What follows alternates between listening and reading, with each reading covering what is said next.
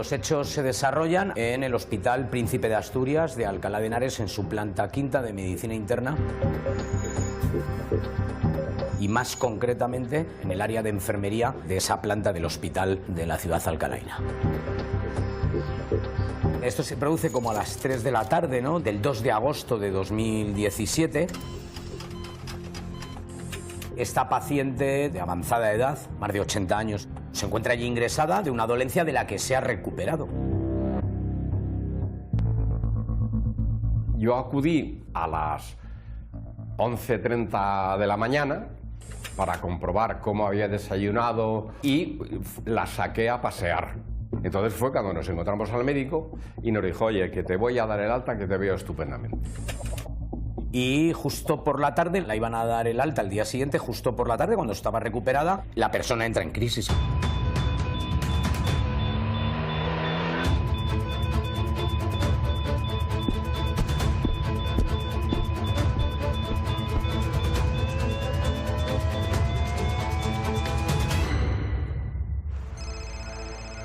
Recibí una llamada que mi hermana había fallecido.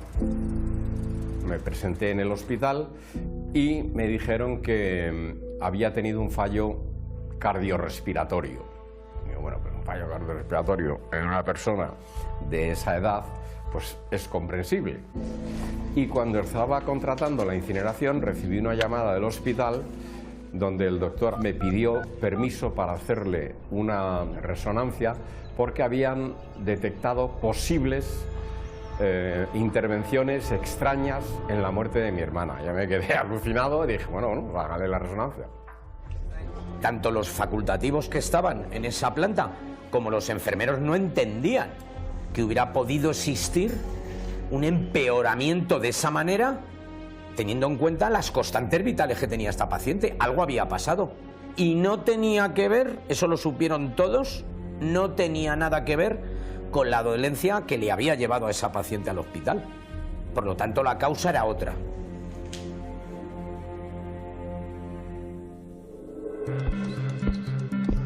Ante las sospechas, los médicos dicen que esto es algo muy raro. Como hay precedentes, porque algo había pasado años antes, saltan todas las alarmas. Entonces se le realiza una tomografía axial computerizada, un TAC, para comprobar cómo están los tejidos internos.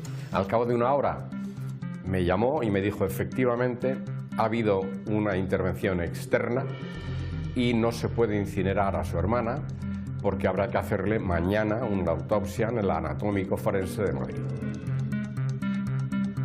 Me presenté allí y fue cuando me enteré que mi hermana había sido asesinada.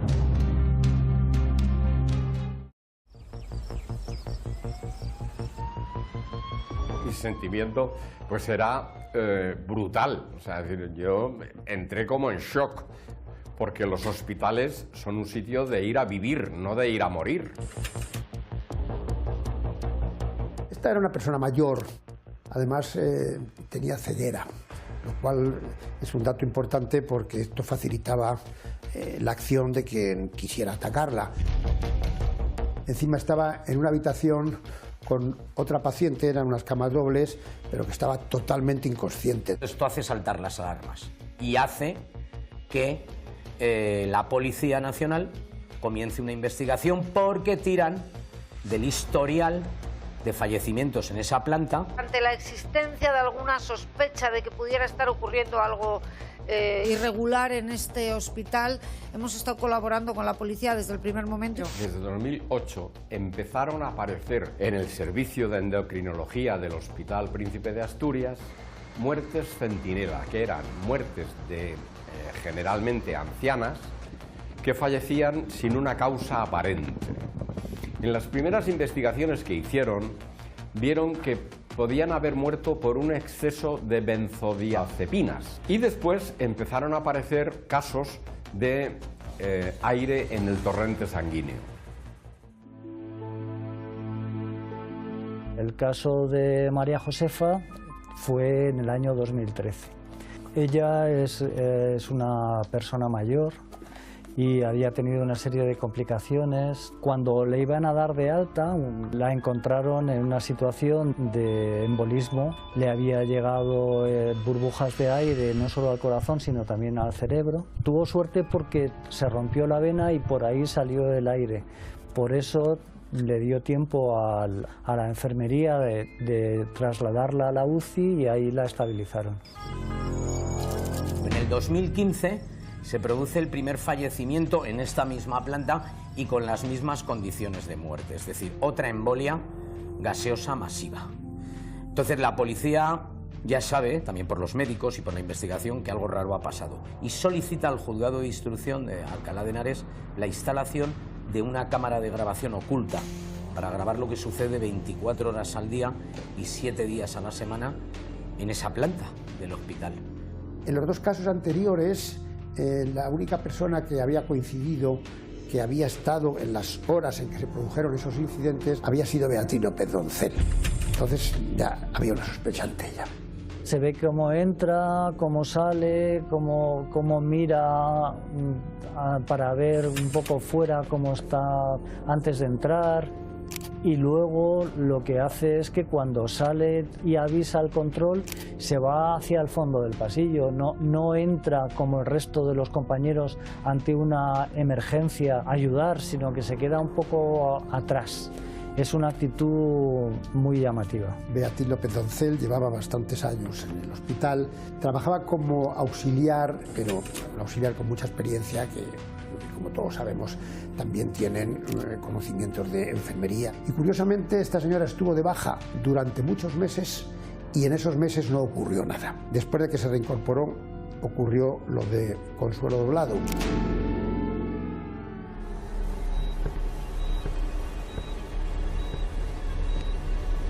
La auxiliar de enfermería entró y utilizando la vía que le había sido colocada por los enfermeros. Ella es auxiliar de enfermería, ella no es enfermera, no puede realizar punciones. Utiliza esa vía que tenía para la administración de otras medicinas, de otros fármacos, para introducirle aire. Directamente esa embolia le produce un fallo cardíaco. Sin testigo al lado y sin ceguera y bueno, con la confianza que cualquier paciente tiene cuando entra en su habitación una enfermera, un auxiliar para darle cualquier tratamiento, pues no podía oponer ninguna resistencia. Cuando los facultativos llegan, avisados por ella, a esa habitación de la quinta planta de este hospital de Alcalá de Henares, la mujer está ya casi cadáver. De hecho, a ella, uno de los médicos le solicita que por favor vaya a recoger una serie de dispositivos, entre ellos el dispositivo de recuperación cardíaco-pulmonar. Ella nunca llegó con ese dispositivo, nunca llegó a la habitación. Ese dispositivo lo tuvo que traer otro facultativo o enfermero y entregárselo al médico que estaba intentando salvar la vida. No pudo ser y fallece.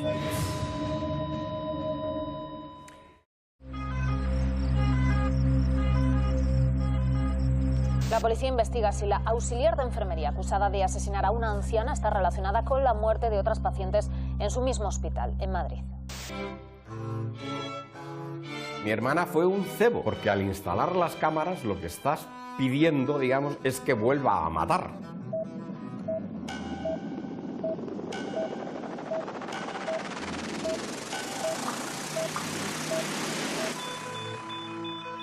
Y no solamente lo estás pidiendo porque se ve que intentas dejar el sumario abierto para que si vuelve a matar le puedas imputar las anteriores, cosa que jurídicamente era imposible porque no había pruebas.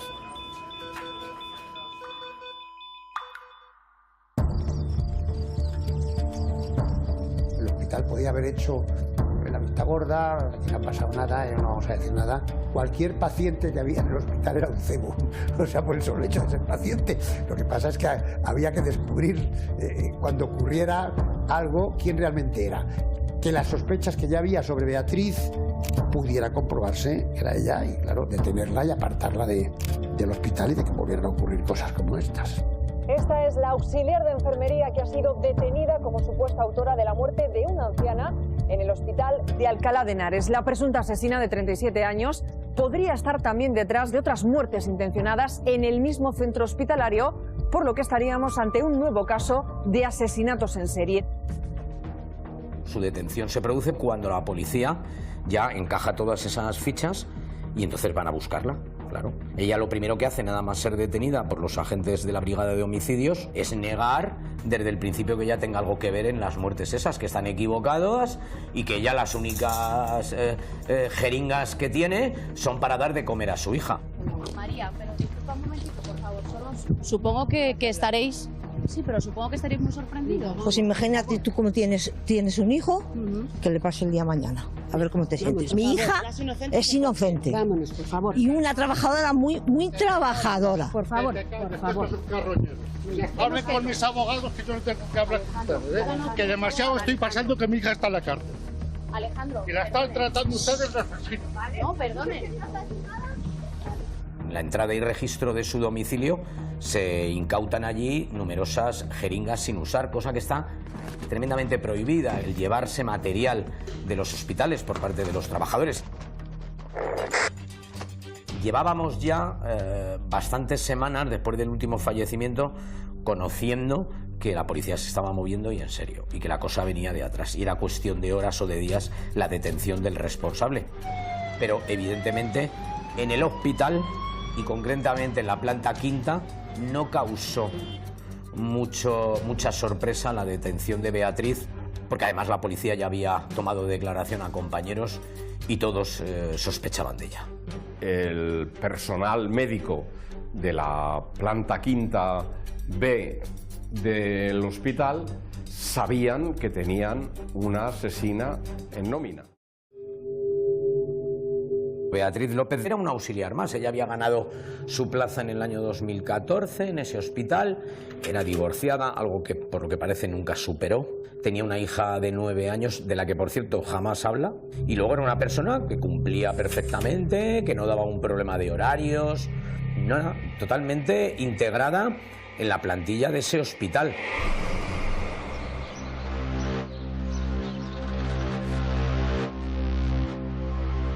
En las pruebas que le realizaron, los psicólogos, las psicólogas del Instituto de Medicina Legal determinaron que tenían rasgos de personalidad.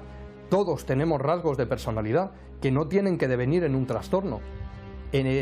Se apuntaba que no presentaba rasgos psicopáticos, y esto es importante. Esta persona podía tener sentimientos por otras personas, tenía hija, tenía familia. Con la niña iba siempre sonriendo, la familia igual, los padres... La madre la veías ir a comprar, iban a veces juntas. O sea, que te quiero decir, una familia normal. Es un ser socialmente normalizado, no daba problemas, ¿no? Pero muchas veces son esas personas las que están socialmente normalizadas las que perpetran este tipo de crímenes, ¿no? Porque también son conocedoras de que ocupan ese lugar en la sociedad y de que nadie sospecha de ellas, que era el caso. Había compañeros que sí sospechaban de ella, pero es cierto que había familiares de enfermos que estuvieron allí que no tenían más que buenas palabras hacia ella. ¿La conoces? Sí, la conozco, he tratado con ella, muy maja, muy cariñosa, muy serviciera. Lo que necesitara del hospital, ella estaba ahí. Incluso mi madre estaba hospitalizada hace poco. No te preocupes, Afri, que voy a mirar a ver cómo está tu madre. Vamos, encantadora. Es muy importante ver la dualidad que existe siempre en las personas que cometen delitos o que no se ajustan a la norma. Si los demás piensan que soy una buena persona, que estoy entregada, que soy una madre ejemplar, que soy comprometida, eso me va a dar a mí una coartada, porque cuando realmente lleve a cabo las acciones que yo quiero llevar o haga lo que yo quiero hacer, la otra persona que tengo enfrente no va a creer que lo he hecho yo. Primero no me lo creo, que haya sido ella. No me entra en la cabeza, la conozco y no lo puedo creer.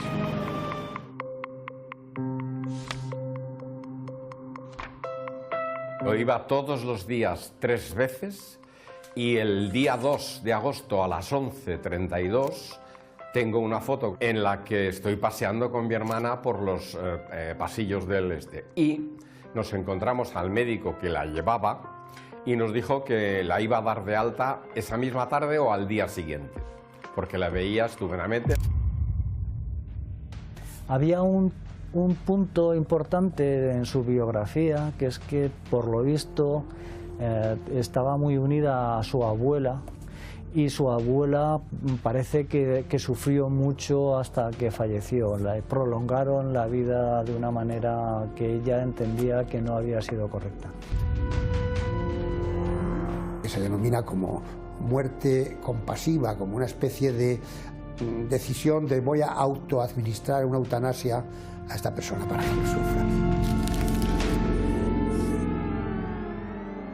Es muy interesante observar cuál es el tipo de víctima que se le achaca a las acciones de esta mujer, porque es el de persona vulnerable a la que no se le va a creer el testimonio. Si nos vamos a una mujer de 85, de 90 años, con patologías, ciegas, con Alzheimer, ¿quién le va a creer? ¿Quién va a creer a esa persona por encima de mí? Mi hermana era una persona dependiente, con un 79%. ¿Qué implica esto? Bueno, pues implica que si no le haces caso, se muere. Es decir, si no la das de comer, si no la pones la insulina, entonces pues lógicamente se muere. Tengo allí una foto en un McDonald's con su gorro puesto, celebrando el cumpleaños de una nieta mía, y mi hermana perfectamente estaba ubicada en el mundo.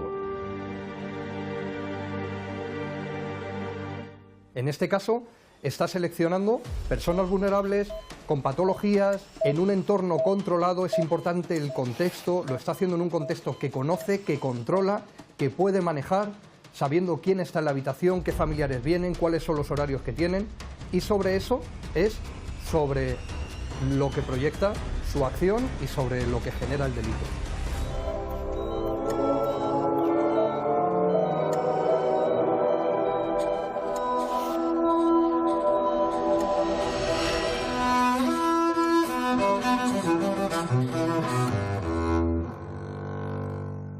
Entre mayo y julio, agosto de 2017, mi hermana estuvo 2 o 3 veces ingresada. Las otras veces, las anteriores, con compañeros de habitación y además con visitas de familiares y tal, o sea, que imposibilitaban la acción de esta persona. Claro, cuando esta persona ve que le ponen con una compañera de habitación en coma a una persona de 86 años, ciega y con dificultades de movilidad, dijo, esta vez no te escapas, ¿no? Sí, ¿qué tal? Buenas tardes. Es lo que se investiga ahora. La auxiliar de enfermería estuvo durante algo más de un año de baja, pero volvió aquí a su puesto de trabajo a incorporarse hace apenas 3 meses. Algunos compañeros sí que nos hablan de ciertos rumores y un ambiente enrarecido, pero como os podéis imaginar, hoy en este hospital el mutismo es casi total. El proceso de baja médica que tuvo Beatriz lo tenemos que entender dentro de la temporalización del contexto. Si tenemos en cuenta los hechos de los que se le acusan, salirse de ese entorno supone que no puede volver a hacerlo, porque ese tipo de delito está en ese contexto. Por eso, en el tiempo que ella estuvo de baja no se dieron esos casos, y cuando vuelve se empiezan a dar, porque es cuando vuelves al contexto. ¿Pudo favorecer que se reiterase la conducta? Completamente, porque lo que le pudo suponer a ella fue la comparación, cómo me siento cuando lo hago y cómo me siento cuando no puedo hacerlo. Y decido volver a reiterarlo, porque me hace sentir bien, porque cumple mi propósito. Arranca en Madrid el juicio contra una auxiliar de enfermería acusada de asesinar a varios pacientes inyectando aire en sus venas.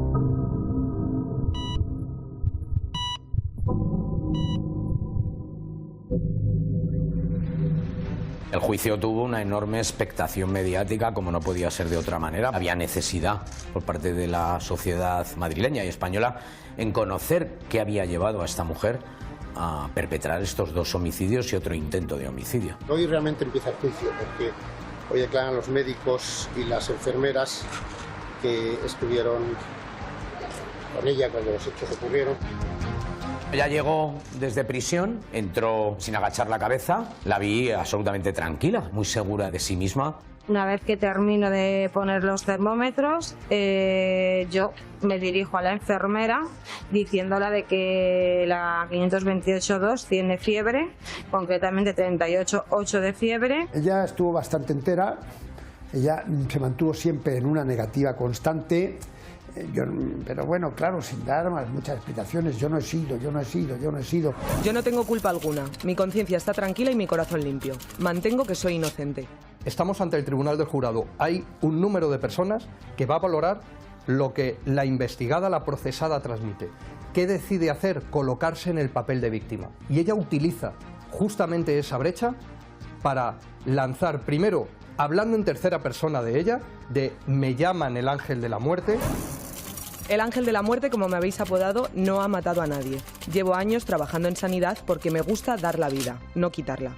Y segundo, cogiendo elementos que son comunes a todas las personas que le van a tener que juzgar. El fallecimiento de un ser querido. ¿Cómo podría hacer yo esto si mi propia abuela estuvo en esa misma situación y yo sufrí mucho? Todos hemos sufrido mucho.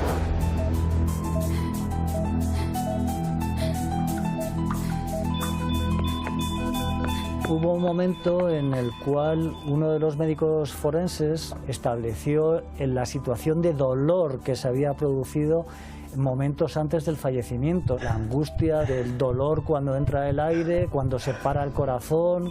Estaba muy revuelta y me ha arañado en los brazos. Incluso nos enseñó a todos un poco el arañón de la enferma. En ese momento es cuando Beatriz tuvo una actitud que me pareció que sí que se había conmovido algo. El juicio, recuerdo que declaré, enseñé al jurado la foto de mi hermana a las 11:32 del 2 de agosto del 17 para que vieran que mi hermana no era un ser inconsciente sin calidad, entre comillas, de vida. Sí, me sorprendió. Me comunicaron que había un fallecimiento en la habitación 28 y yo pensaba que iba a ser la otra compañera, que es la que estaba más grave en ese momento. La familia de otra de las víctimas, que es la que no consigue matar, que es la de 2013, se persona, y también la de la víctima del 2015, y se personan a posteriori.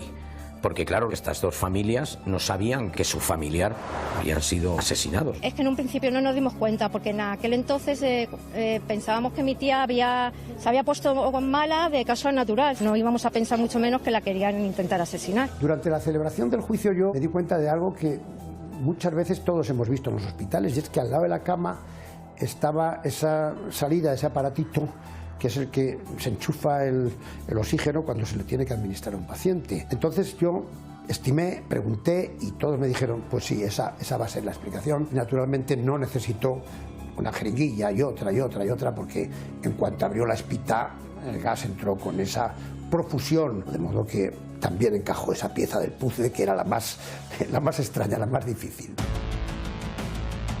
Hubo un momento en que pusieron todas las imágenes que eran objeto del procedimiento, cómo entraba, salía, la actitud que tenía. Después de ver esas imágenes hubo un silencio sepulcral y yo creo que ahí todos los integrantes del jurado tomaron la decisión sobre si era culpable o inocente. Desde la asociación pedíamos la prisión permanente revisable porque entendíamos que se habían producido en personas que estaban desvalidas, pero finalmente la condena fue de 20 años de prisión. Declarada culpable de asesinato, Beatriz López, la auxiliar de enfermería de Alcalá, acusada de matar a dos ancianas e intentarlo con una tercera.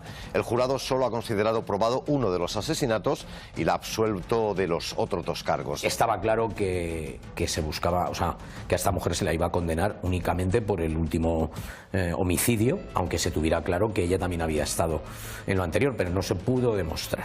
El jurado entendió que no tenía suficientes elementos, más allá de las sospechas o los indicios, pero no absolutos, y la absolvió. Las familias que no pudieron ver condenada por ese otro homicidio y por ese intento de homicidio, pues se vieron claramente frustradas.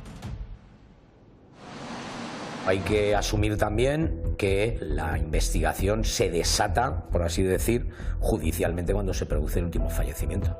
Y en el anterior pues hay que también alegar que la familia se negó a la práctica de una autopsia.